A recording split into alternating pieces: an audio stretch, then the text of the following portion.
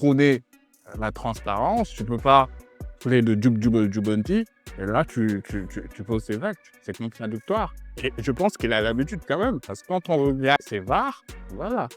Alors, creusons. Le décret 2017-1371. Ce texte est clair. De l'eau de roche, c'est très clair.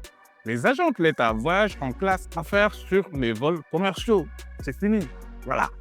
Les seules dérogations autorisées, c'est les raisons de sécurité exceptionnelle, urgence absolue ou utilisation de l'avion présidentiel. Point. C'est fini. C'est que ça. C'est très clair.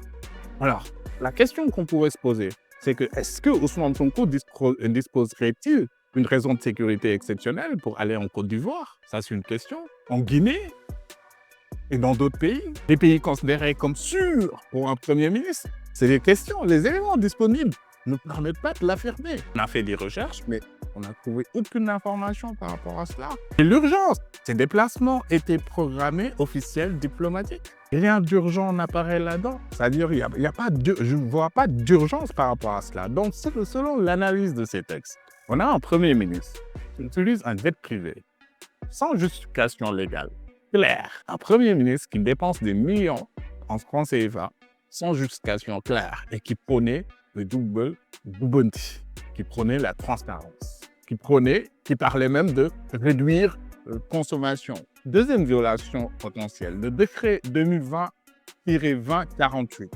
Tout déplacement gouvernemental à l'étranger nécessite une autorisation présidentielle. Et selon nos recherches, encore une fois, dans les communications officielles publiques, aucune trace visible de cette autorisation n'a été trouvée.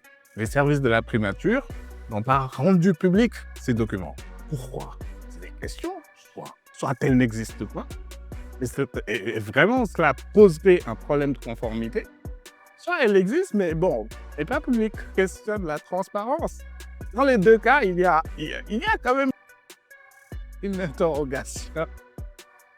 Dans les deux cas, c'est bizarre, c'est grave.